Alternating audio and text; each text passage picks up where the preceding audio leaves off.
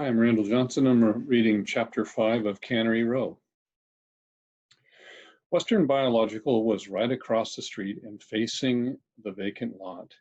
Lee Chong's grocery was on its catty corner right, and Dora's Bear Flag restaurant was on its catty corner left. Western Biological deals in strange and beautiful wares. It sells the lovely animals of the sea, the sponges, tunicates, and anemones, the stars and buttle stars and sun stars, the bivalves, barnacles, the worms and shells, the fabulous and multiform little brothers, the living, moving flowers of the sea, nudibranchs and tectobranchs, the spiked and knobbed and needly urchins, the crabs and demi-crabs, the little dragons, the snapping shrimps and the ghost shrimps, so transparent that they hardly throw a shadow. And Western Biological sells bugs and snails and spiders and rattlesnakes and rats and honeybees and Gila monsters. These are all for sale. Then there are little unborn humans, some whole and others sliced thin and mounted on slides. And for students, there are sharks with blood drained out and yellow and blue color substituted for veins and arteries, so that you may follow the system with a scalpel. And there are cats with colored veins and arteries, and frogs the same. You can order anything living from Western Biological, and sooner or later, you will get it. It is a low building facing the street. The basement is the storeroom with shelves clear to the ceiling loaded with jars and preserved animals. And in the basement is a sink and instruments for embalming and for injecting. Then you go through the backyard to the covered shed on piles over the ocean. And here are the tanks for the larger animals, the sharks and rays and octopi, each in their concrete tanks. There is a stairway up the front of the building and a door that opens into an office where there is a desk piled high with unopened mail, filing cabinets, and a safe with the door propped open. Once the safe got locked by mistake and no one knew the combination.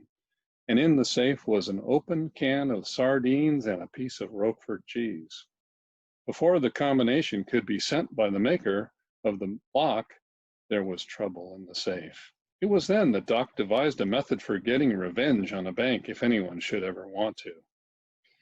Rent a safety deposit box, he said, then deposit in it one whole fresh salmon and go away for 6 months. After the trouble with the safe, it was not permitted to keep food there anymore. It is kept in the filing cabinets. Behind the office is a room where in aquaria are many living animals. There also are the microscopes and slides and drug cabinets, the cases of laboratory glass, the workbenches and little motors, the chemicals.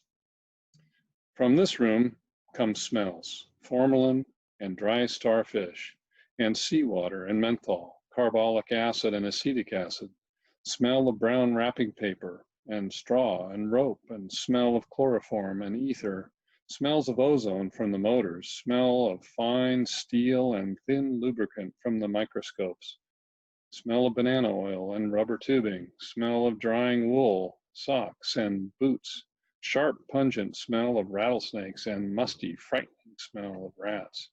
And through the back door come the smell of kelp and barnacles when the tide is out, and the smell of salt and spray when the tide is in. To the left of the office opens into a library. The walls are bookcases to the ceiling, boxes of pamphlets and separates, books of all kinds, dictionaries, encyclopedias, poetry, plays. A great phonograph stands against the wall with hundreds of records lined up beside it. Under the window is a redwood bed, and on the walls and to the bookcases are pinned reproductions of Damiers and Grams, Titian and Leonardo and Picasso, Dali and George Grosz, pinned here and there at eye level so that you can look at them if you want to. There are chairs and benches in the little room, and of course the bed. As many as 40 people have been here at one time. Behind the library, or music room, or whatever you want to call it, is the kitchen, a narrow chamber with a gas stove, a water heater, and a sink. But whereas some food is kept in the filing cabinets in the office, dishes and cooking fat and vegetables are kept in glass-fronted sectional bookcases in the kitchen. No whimsy dictated this, it just happened. From the ceiling of the kitchen hang pieces of bacon and salami and black bêche de mer. Behind the kitchen is a toilet and a shower. The toilet leaked for 5 years until a clever and handsome guest fixed it with a piece of chewing gum. Doc is the owner and operator of Western Biological Laboratory. Doc is rather small, deceptively small, for he is wiry and very strong, and when passionate anger comes on him, he can be very fierce. He wears a beard, and his face is half Christ and half satyr, and his face tells the truth. It is said that he has helped many a girl out of one trouble and into another. Doc has the hands of a brain surgeon and a cool, warm mind. Doc tips his hat to dogs as he drives by, and the dog look up at him and smile at him. He can kill anything for need, but he could not even hurt a feeling for pleasure. He has one great fear, that of getting his head wet. So that summer or winter, he ordinarily wears a rain hat. He will wade into a tide pool up to his chest without feeling damp, but a drop of rainwater on his head makes him panicky. Over a period of years, Doc dug himself into Cannery Row to an extent that not even he suspected. He became the fountain of wisdom and science and art. In the laboratory, the girls from Dora's heard the plain songs of Gregorian music for the first time. Li Chong listened while Li Po was read to him in English. Henri the painter heard for the first time the Book of the Dead and was so moved that he changed his medium. Henri had been painting with glue and iron and colored chicken feathers.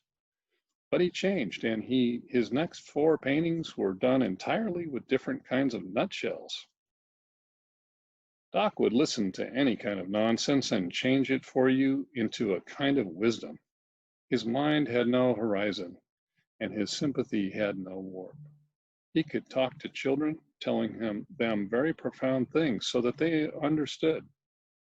He lived in a world of wonders, of excitement. He was as concupiscent as a rabbit and gentle as hell. Everyone who knew him was indebted to him, and everyone who thought of him thought next, I really must do something nice for Doc.